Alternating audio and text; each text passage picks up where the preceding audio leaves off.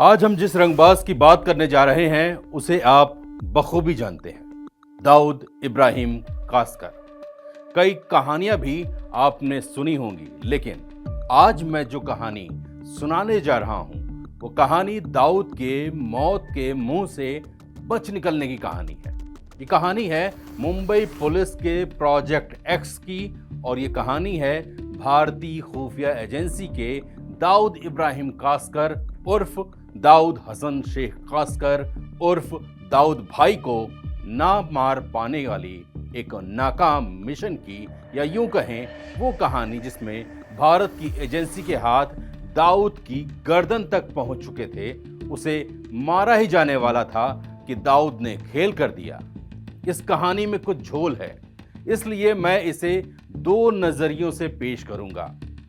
पहला नजरिया जो बहुत हाल ही में एक पुलिस अधिकारी ने लिखी है और बताई है, उसे पहले सुनाता हूं। जुलाई 2005 की एक उमस भरा दिन था।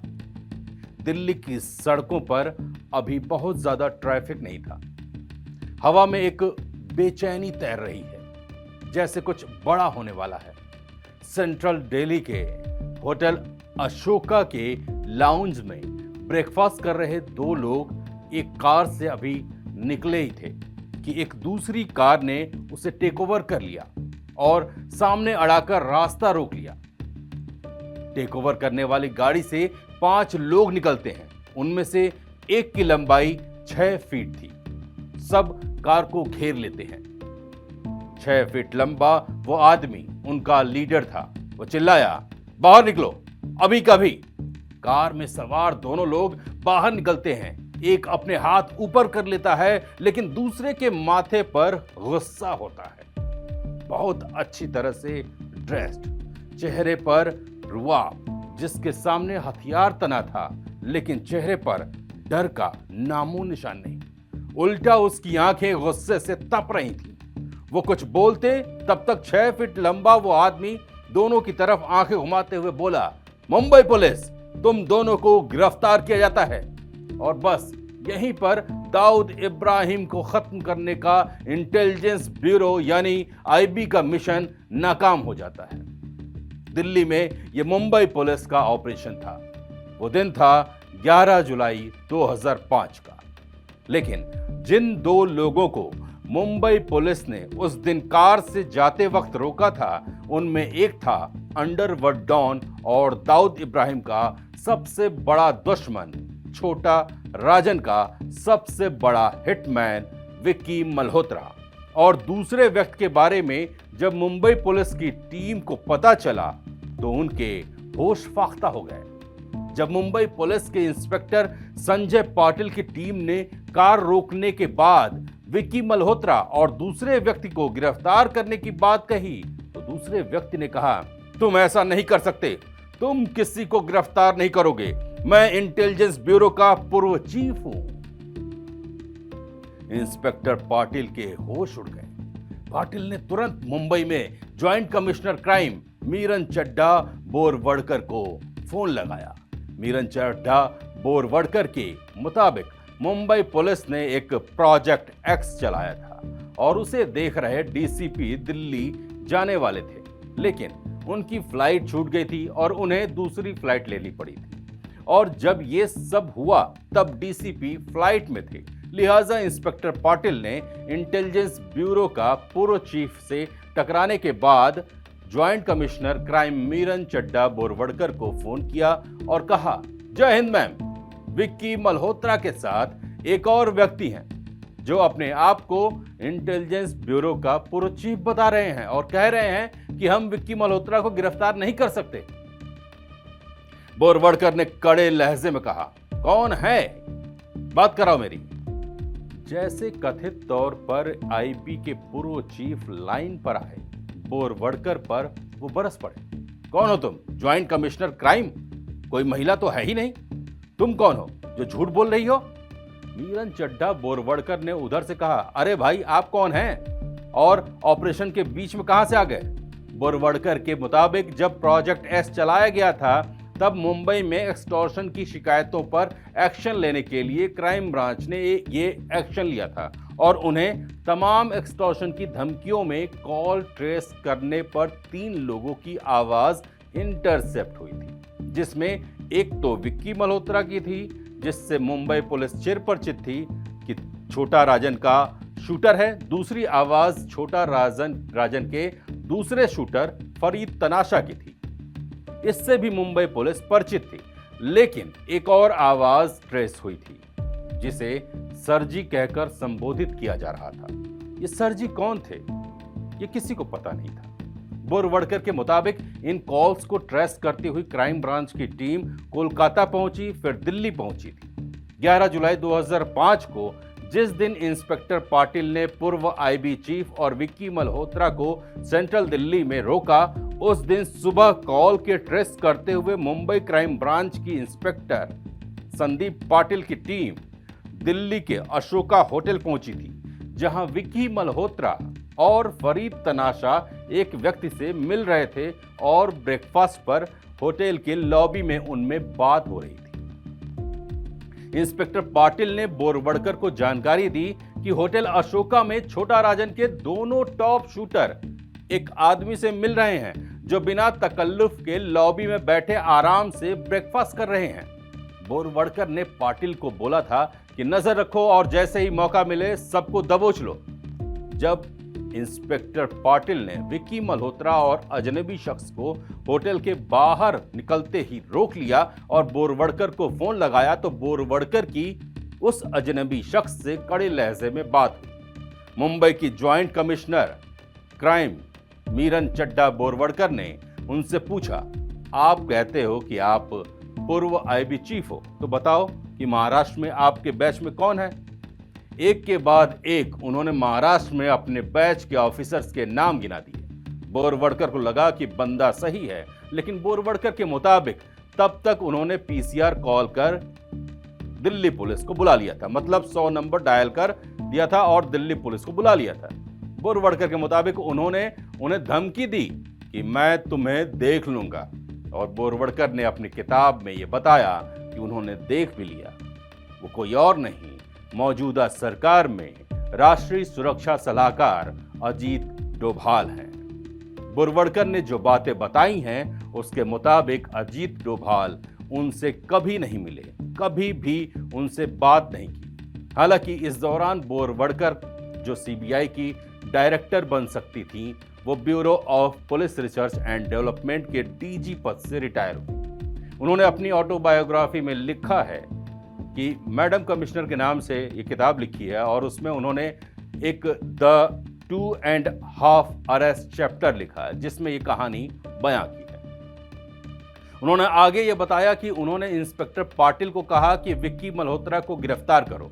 इंस्पेक्टर संजय पाटिल ने विक्की मल्होत्रा को गिरफ्तार किया और दिल्ली पुलिस के साथ कागजी कार्रवाई में लगे थे। तभी उनके पास फिर मुंबई से बोरवडकर का फोन आया, जल्दी जाओ और फरीद तनाशा को गिरफ्तार करो, पूरी न्यूज टीवी पर है और वो भाग सकता है। इंस्पेक्टर संजय पाटिल ने अशोका होटल से फरीद तनाशा को गिरफ्तार किया। अजीत डोभाल को छोड़ दिया गया था।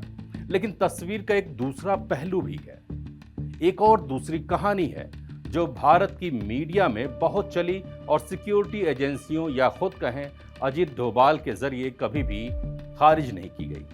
आज अजीत डोभाल एनएसए हैं, लेकिन आज तक 2005 की उस घटना पर उन्होंने सार्वजनिक या आधिकारिक टिप्पणी नहीं की है। लिहाजा मैं इसी पहलू की दूसरी कहानी सुनाने के लिए आजाद हूं। 2015 इस घटना के 10 साल बाद पूर्व गृह सचिव और बीजेपी सांसद आरके सिंह ने एक इंटरव्यू में कुछ बातें कही जो इस घटना से मेल खाती हैं। उनकी बातें सुनाऊं उससे पहले अमेरिका के एक डिप्लोमेटिक केबल के हवाले से इसी कहानी को बताता हूं। विकीलीक्स ने ये केबल सार्वजनिक किया और घटना जैसी मैंने बताई करीब करीब वैसी ही बताई, लेकिन इस घटना से एक और चीज जोड़ी, दाऊद इब्राहिम को मारने की प्लानिंग से।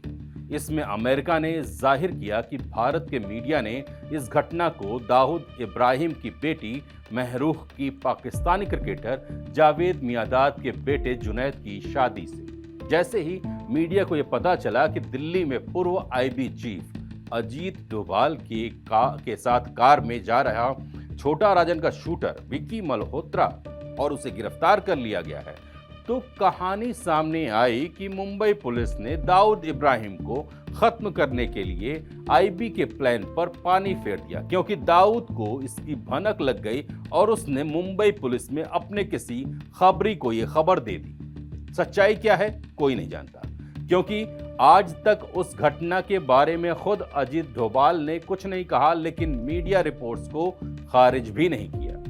खुफिया एजेंसियों को 1986 के बाद पहली बार दाऊद इब्राहिम के किसी जगह पर किसी एक तारीख और समय पर पहुंचने की पूरी जानकारी थी। 9 जुलाई को मेका में निकाह के बाद जावेद मियांदाद ने दुबई के होटल हयात इंटरनेशनल में 23 जुलाई 2005 को रिसेप्शन का आयोजन किया था। इस पर भारत के साथ दुनिया भर की खुफिया एजेंसियों की नजर थी, क्योंकि 2003 में ही दाऊद इब्राहिम को अमेरिका ने आतंकवादी घोषित किया था और उस पर एक इनाम भी जारी किया था। लिहाजा दाऊद इब्राहिम इंटरपोल के रडार पर था। तो असल में आईबी का वो सीक्रेट ऑपरेशन क्या था? ये था दाऊद इब्राहिम को खत्म करने का एक कोवर्ट यानी कि गुप्त प्लॉट। आईबी को पता था दाऊद इतना बड़ा इवेंट मिस नहीं करेगा, वो शायद इस रिसेप्शन में शामिल होने दुबई आएगा। ये एक दुर्लभ मौका था उस मायावी गैंगस्टर को विदेशी जमीन पर निशाना बनाने का, लेकिन भारतीय एजेंसियां सीधे एक्शन लेने में असमर्थ थीं। लिहाजा एक ऐसा ऑपरेशन करना था जिससे भारत पल्ला झाड़ सके। कहा जाता है कि आईबी लीडरशिप ने फैसला किया कि अंडरवर्ल्ड का इस्तेमाल अंडरवर्ल्ड के खिलाफ करेंगे। दाऊद के दुश्मन छोटा राजन को चुना गया, जो कथित तौर पर अब तक एजेंसियों को दाऊद के बारे में कई इनपुट दे चुका था और जिससे दाऊद के मुंबई गैंग को तोड़ने में मदद भी मिली। राजन ने इस काम के लिए अपने 2 सबसे भरोसेमंद शूटर चुने, विक्की मल्होत्रा और फरीद तनाशा। ऑपरेशन का जिम्मा खुद तब के आईबी चीफ अजीत डोभाल ने संभाला, लेकिन दाऊद इब्राहिम की बेटी की शादी से काफी पहले जनवरी 2005 में वो रिटायर हो गए। फिर भी डोभाल का कोवर्ट ऑपरेशन जारी रहा, क्योंकि उनसे ज्यादा दाऊद के बारे में कोई नहीं जानता था और वे पाकिस्तान में 9 साल बतौर जासूस भी बिता चुके थे। खुफिया सूत्रों ने बाद में बताया कि डोभाल ने अतीत में छोटा राजन को एक सिक्योरिटी एसेट के तौर पर हैंडल किया था। ये दाऊद के खिलाफ बड़ी रणनीति का हिस्सा था। यही वजह थी कि डोभाल भी राजन के गैंग से संपर्क करने वाले पॉइंटमैन थे। एक तरह से डोभाल ही उन गैंगस्टरों का इस्तेमाल करके दुश्मनों से लड़ने के लिए तैयार कर सकते थे, जो कम से कम देश से गद्दारी करने को तैयार नहीं थे और जो देश के गद्दारों को माफ भी नहीं करना चाहते थे। तो प्लान ये था कि विक्की मल्होत्रा और फरीद तनाशा को नेपाल से दिल्ली बुलाया जाए, यहां उन्हें मिशन के लिए प्रशिक्षित किया जाए और दुबई भेजा जाए। उन्हें दिल्ली के पास गुरुग्राम में गुप्त जगह पर ट्रेनिंग दी गई थी। दिल्ली के अशोका होटल में वो रुके थे। उनकी यात्रा का इंतजाम किया गया था। वो दुबई में आम मेहमानों या सहयोगियों की तरह घुसते और रिसेप्शन के दौरान दाऊद को पहचान कर गोली मार देते। यही प्लानिंग थी, लेकिन 2015 में आर.के. सिंह ने एक इंटरव्यू के दौरान पर्दाफाश किया कि मुंबई पुलिस ने इस गुप्त ऑपरेशन को तबाह कर दिया। दावा किया जाता है कि आईबी के इस ऑपरेशन के बारे में दाऊद को पता चला और उसने मुंबई पुलिस में अपने एक आदमी को खबर कर दी, जिससे मुंबई पुलिस ने एक अलग ऑपरेशन चलाया और पूरा का पूरा प्लान खराब हो गया। नहीं तो 2005 में ही भारत की एजेंसियां अजीत डोभाल की प्लानिंग की वजह से दाऊद इब्राहिम के गले तक पहुंच गई थी। विकीलीक्स में आई अमेरिकन केबल के मुताबिक मुंबई पुलिस के सीनियर इंस्पेक्टर असलम मोमिन को इस आरोप में सस्पेंड किया गया कि उनके संबंध डी कंपनी से थे। असलम मोमिन को एनकाउंटर स्पेशलिस्ट कहा जाता है, जिन्होंने अंडरवर्ल्ड के कई गुंडों बदमाशों को जहन्नुम पहुंचाया। लेकिन आरोप लगते रहे हैं कि मोमिन ने एनकाउंटर करने का काम भी दाऊद के इशारे पर किया। अमेरिकन केबल में कहा गया कि आईबी ने ही मुंबई पुलिस को खबर दी और सबूत दिए कि वो मोमिन ही थे जिनकी मुखबिरी की वजह से आईबी का दाऊद को खत्म करने का ऑपरेशन नाकाम हो गया। मतलब पूरा ब्लूप्रिंट तैयार था।